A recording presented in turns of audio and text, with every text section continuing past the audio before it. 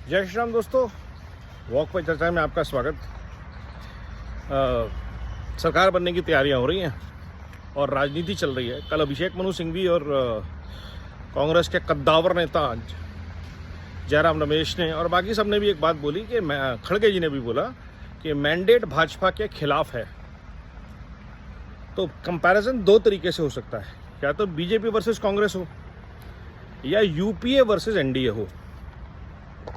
तो BJP versus Congress अगर आप करते हैं तो 299 सीटें जीते ही बीजेपी ने पिछली बार, इस बार जीती हैं 242 सीटें। 50 सीटें देश ने उनको कम दी,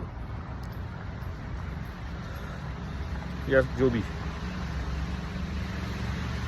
लेकिन इसके बावजूद कि विपक्ष ने पूरा प्रपंच रचा, इसके बावजूद के दो बार भारत जोड़ो यात्रा करी युवराज ने, देश ने कांग्रेस को समर्थन क्यों नहीं किया? ये सोचने वाली बात है। कांग्रेस पार्टी को, जिसने कि करीब 250 सीटों पर देश में चुनाव लड़ा, 99 और 100 सीटें मिली, मतलब 65% सीटों पर जहां कांग्रेस लड़ी वहां देश ने उनको रिजेक्ट कर दिया। ये बहुत बड़ी बात है। देश ने कांग्रेस की राजनीति को 65% सीटों पर नकार दिया, जहां पे कांग्रेस विपक्ष की पूरी ताकत के साथ लड़ी थी, इंडिया अलायंस के साथ लड़ी थी। हर जगह इनको व्यापक पूरे, और मुस्लिम वोट तो इनको एक मुश्त पड़ा ही पड़ा।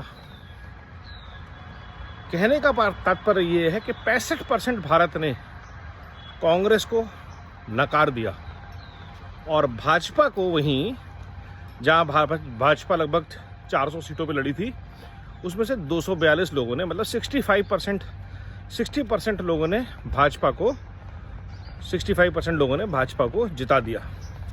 मतलब 35% जहां पे सीटें ने बीजेपी को रिजेक्ट किया। अब आते हैं यूपीए और एनडीए पे। यूपी के सारे वोट मिला के सिर्फ भाजपा के बराबर नहीं है, एनडीए तो छोड़ दीजिए।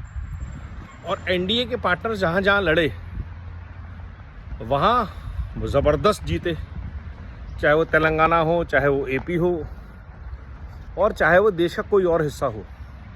जहां जहां जिसको चिराग पासवान, विच मीन्स भाजपा के साथ जिसने गठजोड़ किया, वो भी बहुत अच्छे तरीके से जीता।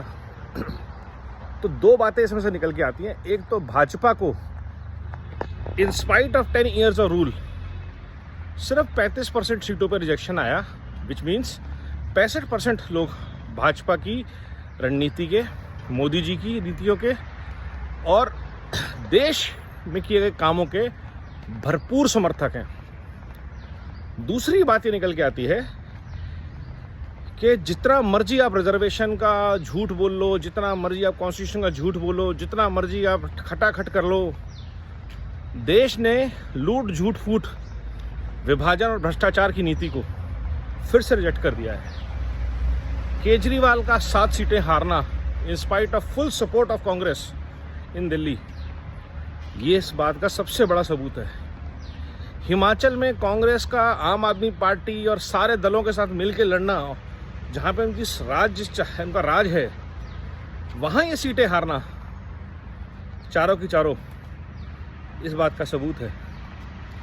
तो कांग्रेस की राजनीति और इंडिया अलायंस की राजनीति को जो भारत ने रिजेक्ट किया है, इन spite of 10 years of Modi rule, वो इस बात का प्रूफ है कि जो भी नैरेटिव चलाया गया पूरे लेफ्टिस्ट इस इकोसिस्टम द्वारा, आज भी चलाया जा रहा है कि देश का मत जो वोट है वो भाजपा के और मोदी जी के खिलाफ है, ये बिल्कुल गलत है और बेबुनियाद है, बेसिर पैर है।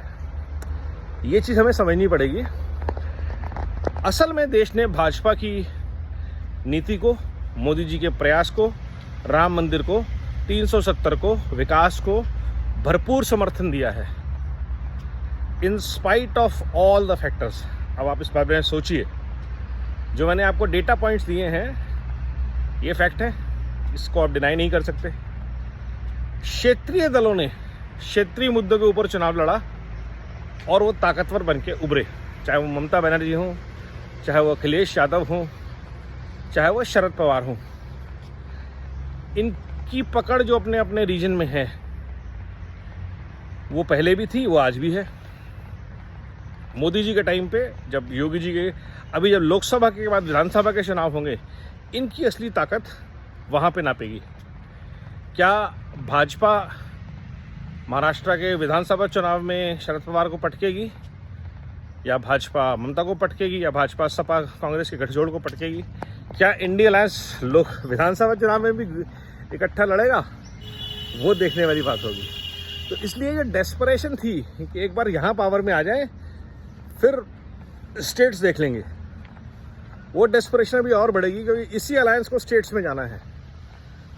और जो दुर्गति इनकी लोकसभा इलेक्शन में हुई है, उससे ज़्यादा दुर्गति विधानसभा में होगी, क्योंकि विधानसभा इलेक्शन में तो कांग्रेस लेफ्ट ममता, या कांग्रेस सपा, या कांग्रेस आम आदमी पार्टी एक साथ नहीं लड़ सकते दिल्ली या उत्तर प्रदेश या बंगाल या पंजाब। और ये इनका असली चेहरा बेनकाब होगा अगले कुछ सालों में। मोदी के डर से इकट्ठे तो आ गए, मोदी को गिराने के लिए नीचे तो आ गए, अब कहाँ जाओगे?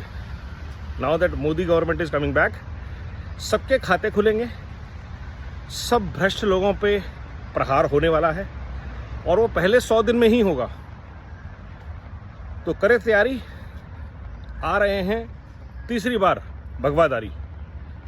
जय श्री राम, वंदे भारत, नमो भारत, जय हिंद।